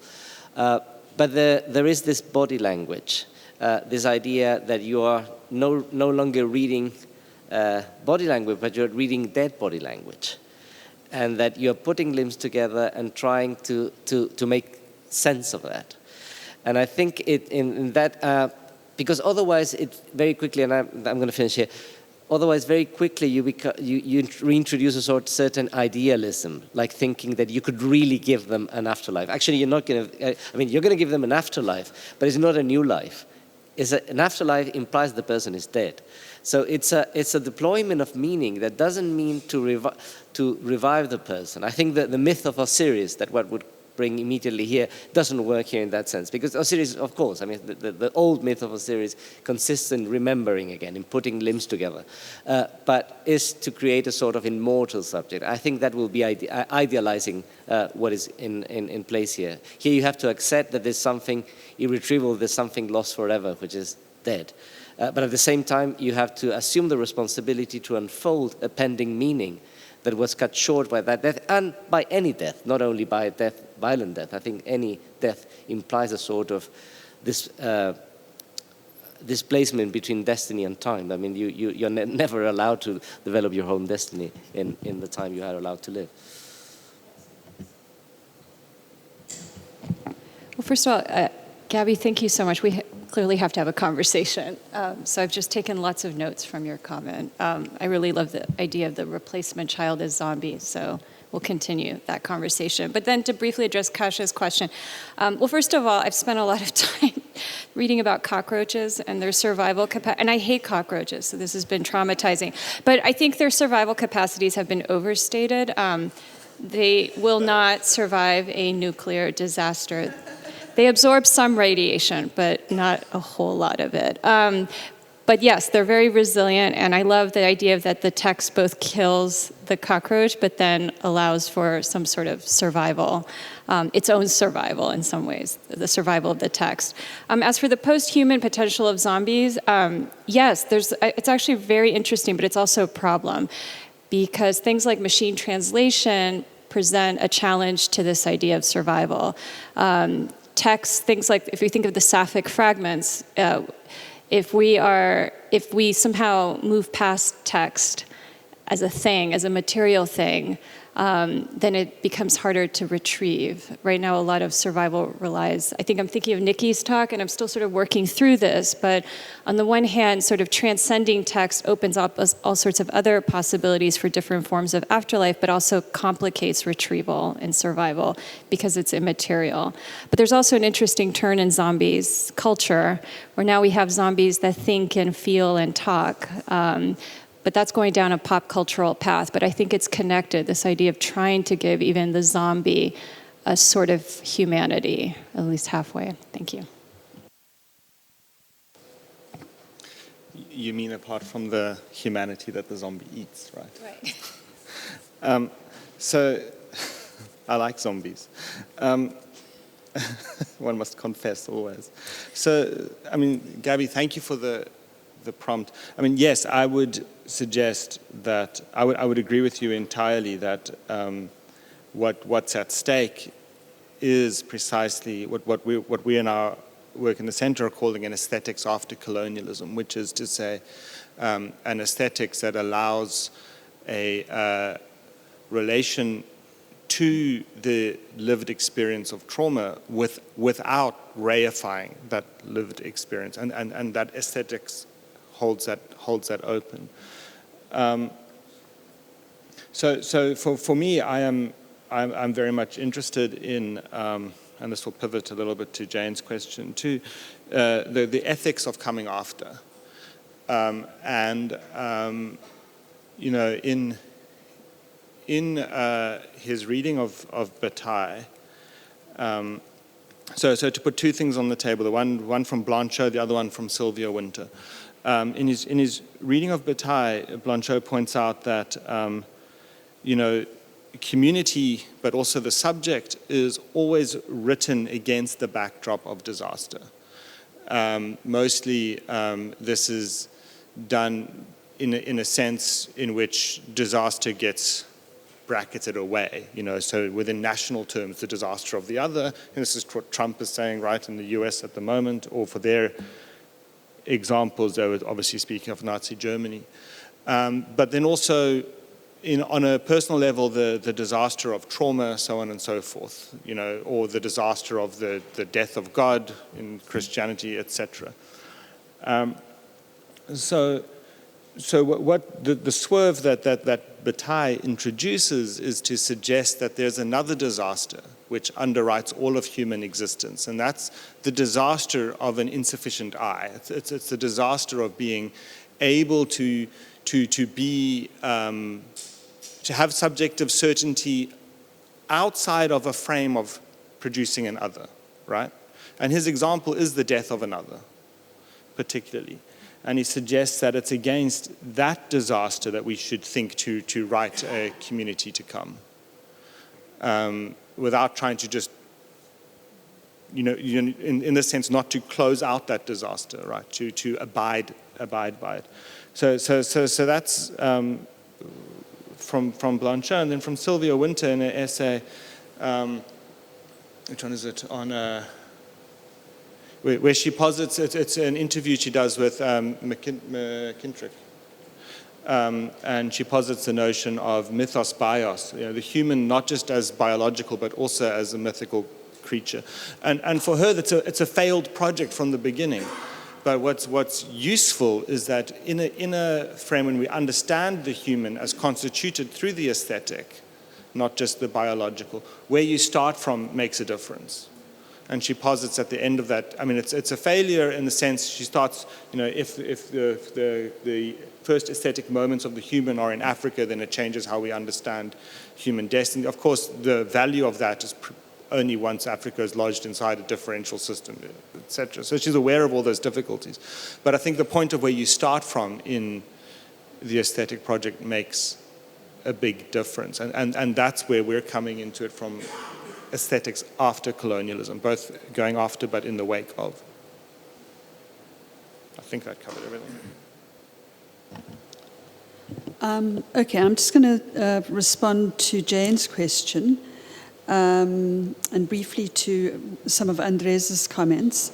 So, look, I think there is, in some senses, at the heart of projects like Exhumation, but also more broadly, truth commissions, there is something that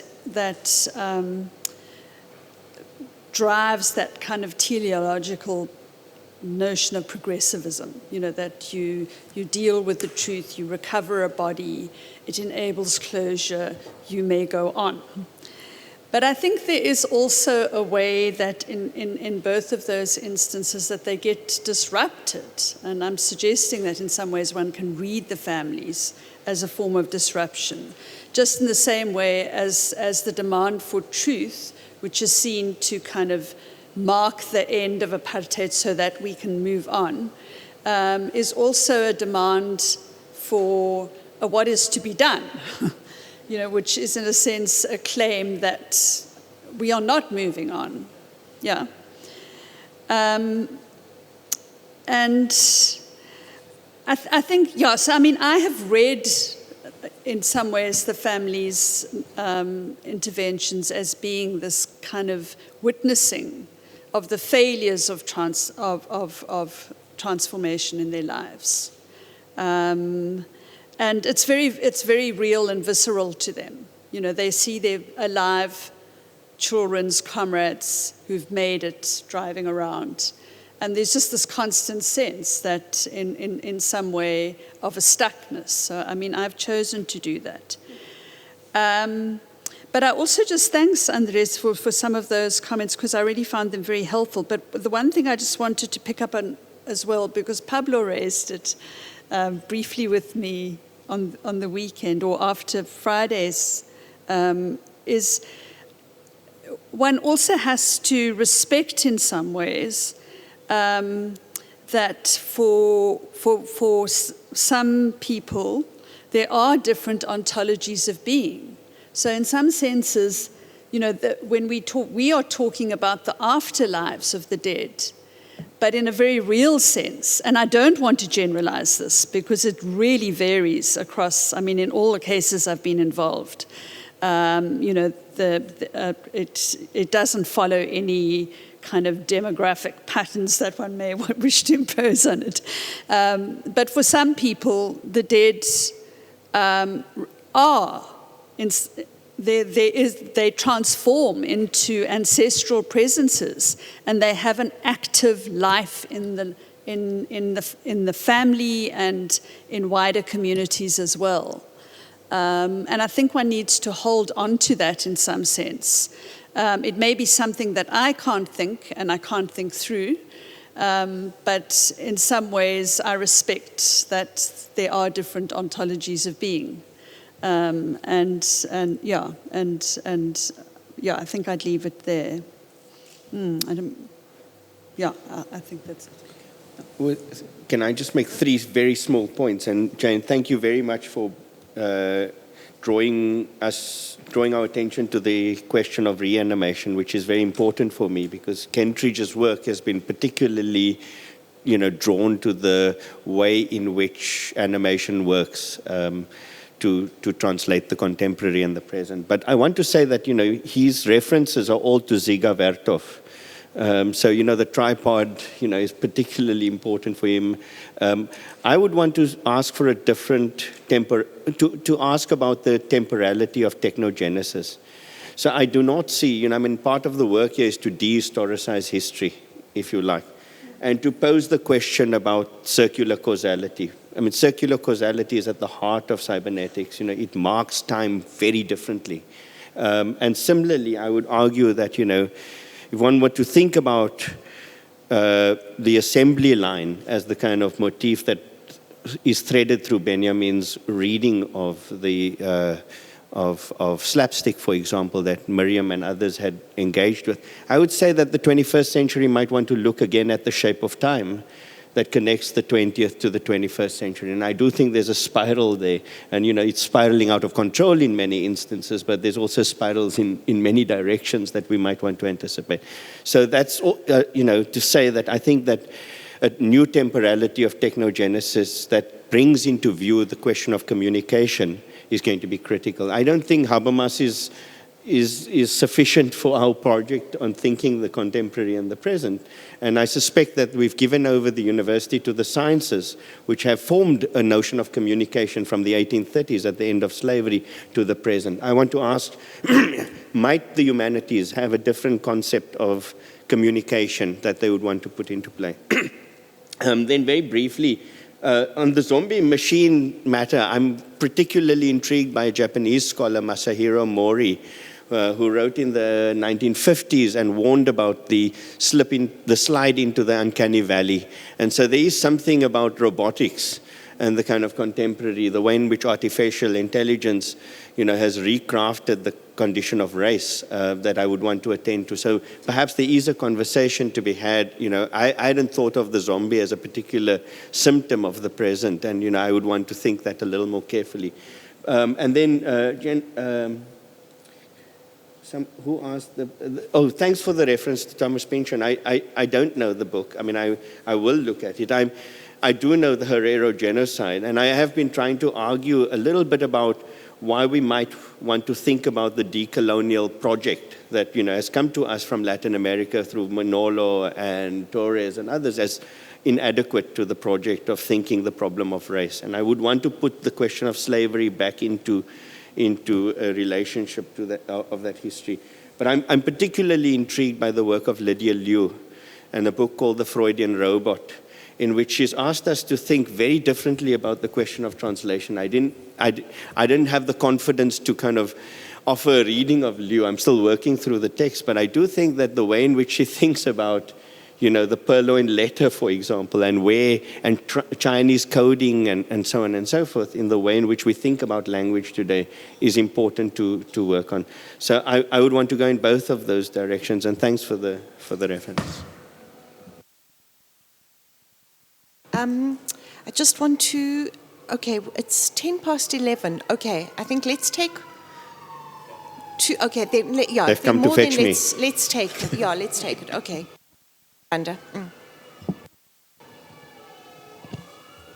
Okay, so my question is for Adriana. You mentioned the Anthropocene. And Anthropocene is this epoch that we're in, where human beings are now an agent. They're a geological force, which eventually means the obliteration of the distinction between a human history and a natural history, and consequently a linear temporality. So I was wondering how how thinking about poetry in terms of a cyclical temporality would mean in terms of form, maybe, because I'm thinking of that in relation to the novel genre, but I was wondering what you make of it in terms of the poem, and what it would mean for our perception of the agency and temporality of the reader. How do you think the reader comes into this new temporality where we don't just have a linear birth, death, afterlife, zombie sequence, but a more linear, more cyclical flow? How does the agency of the reader operate within that new temporality?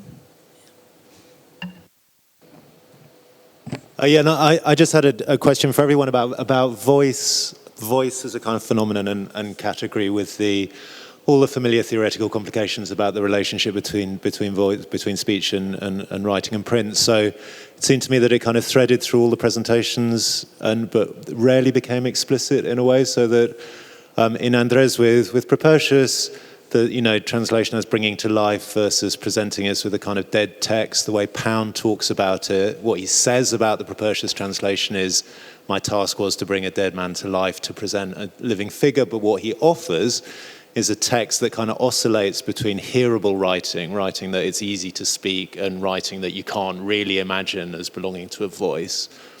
And I take that as a text that's sort of oscillating between life and death, really. And then with Adriana, I mean, poems are close to zombies because they have this, shared existence between speech and print. And the poems you presented, the epitaph, that's quite dead kind of writing. And Moritz, there was the law, and then you went from that to touch as your instance. And I just wondered about voice, whether voice could come in or how. And then Nikki, the sort of processes and rituals that you presented to us, I was imagining sort of hushed voices and whispering, and it seemed to me that the way people behaved with their voices was probably interesting. And then Premesh, in the clip you showed, I mean, slapstick and voice, it's complicated, but in the clip you showed, there was a really interesting voice moment, wasn't there, with the testimony and the translation, but that being read out from a script. So I just wondered about voice, really. Okay, can we start this time, Premesh, and we'll end with Andres, and hopefully in your address to the questions, particularly Matthew's, you could, just round off as well as an opportunity to draw the panel to a close. Yes, Matthew, I probably going to think about a better response when I leave this venue, but I mean, I think that there is something about, thinking about echo. And, the Ubu and the Truth Commission is marked by particular ways in which testimony gets produced in the production and then translated on stage in the form of the puppet ventriloquizing the testimony. And so there is a way in which the repetition there in the very, very, desperate accounting of acts of violence, there's a search for an escape. I mean, I think Kentridge's imagery there works as kind of co-constituting the scene so that, the sensorium is taken in its entirety rather than through, singular kind of activities. And so I think there's an ambition in the production, bringing in Handspring, using the filmic, using the cinematic, using the kind of the question of voice and listening and translation, to put all of those into a new assemblage, and sometimes it ends in cacophony, and in other times, there's a sense of relief, so that when the reason for going to Jared's Au Bourgeois as a backdrop for replaying Ubu and the Truth Commission is to think about, comedic as some place where we might want to come to think about a politics of freedom. I'm going to leave it there, but it's a completely inadequate answer, but I hope at lunchtime I'll come up with a better answer. I think my answer to Matthew is going to be even less satisfactory. So Matthew, in a previous life, I mean, I did my master's degree on a critique of social history.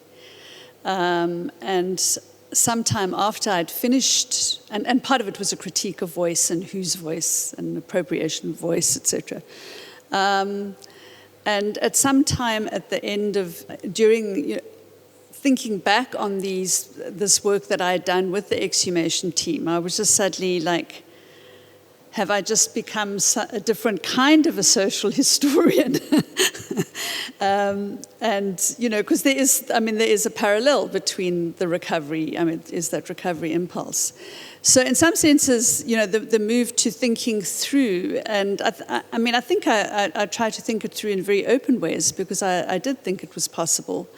But I think in my own work, I very much turned to, partly because that is the scholarship, a lot of the scholarship around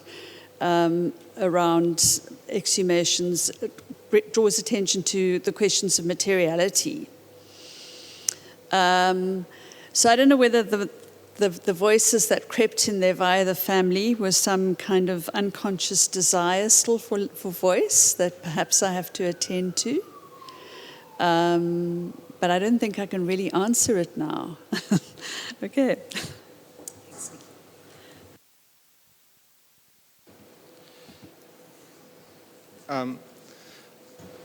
So to answer Matthew in three little ways, maybe to think with the provocation.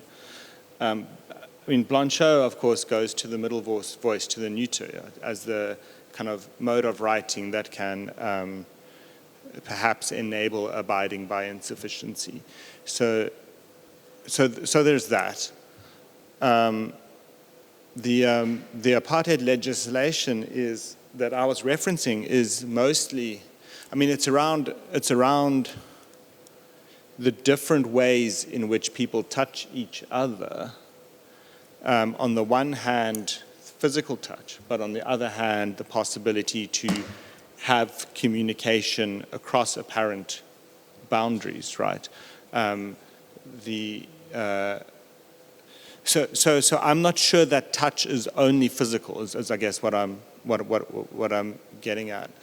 And then a third thing that I would think of in thinking of your provocation is the work of Fred Moten, and particularly his reading of Aunt Hester's Scream, which he uses in The Break, but also in his more recent Black and Blur, where he argues, that the scream is not only a communication of trauma, right?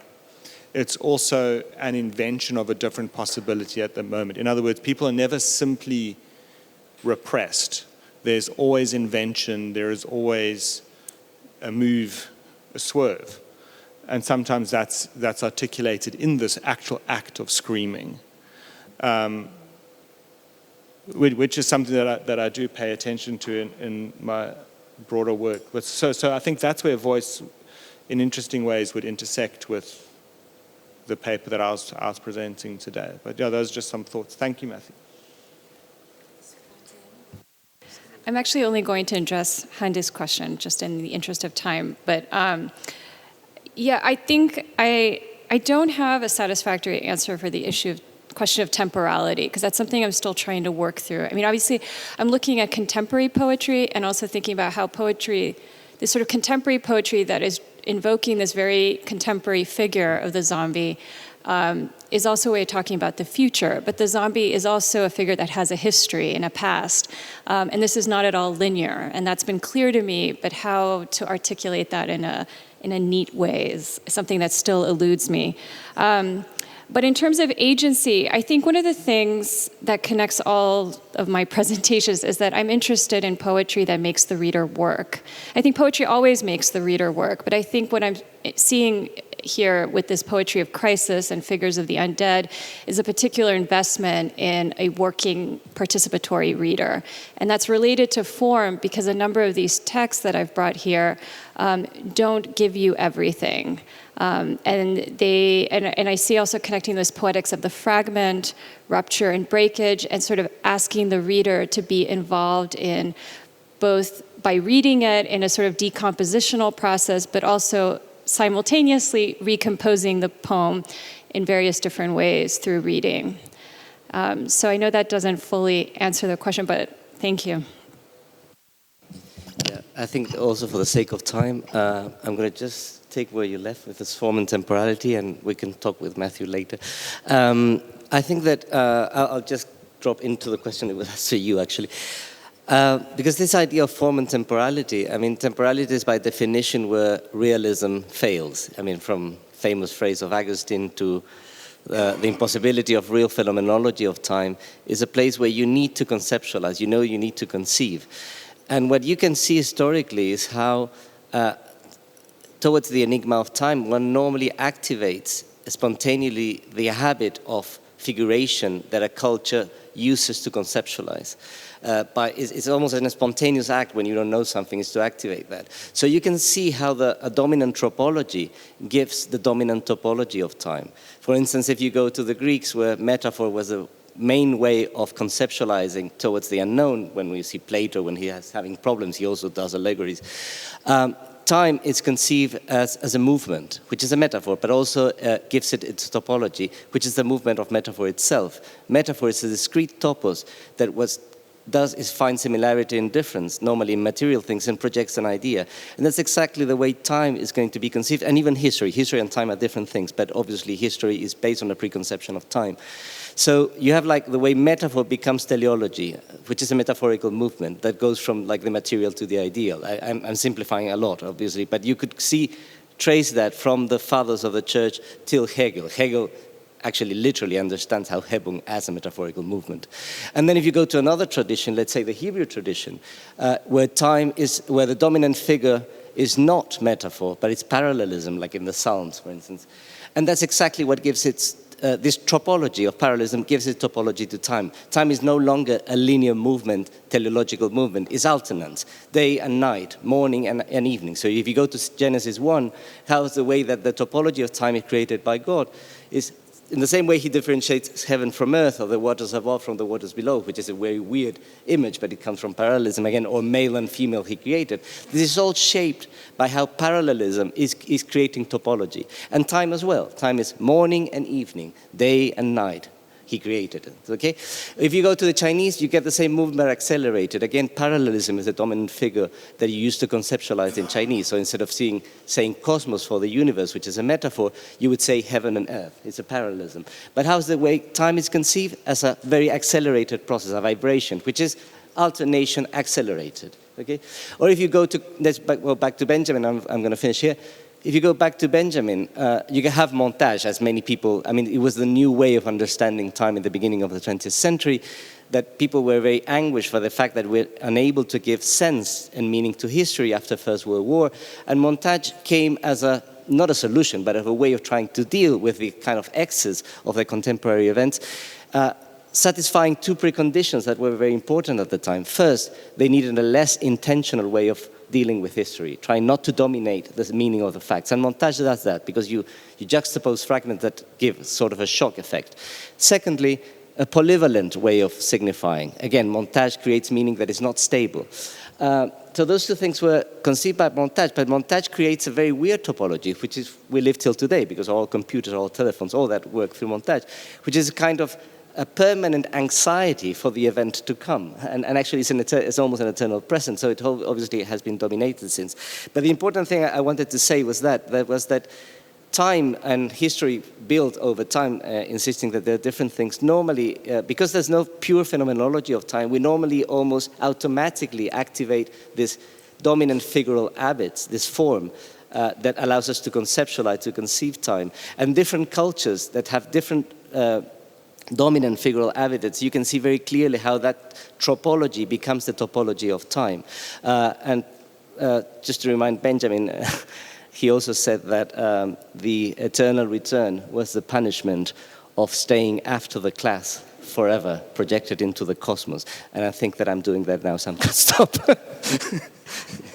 Thanks. I'd like to really profusely thank this panel, and I'd like to invite you on behalf of the next panel and its moderator, Gabriele Schwab, to fetch coffee and come back so that we can begin and actually have a lunch break. So if we can prioritize our kind of event to come as lunch rather than coffee, bring your coffee in here and we're going to start immediately with the next panel. Thank you to the panelists.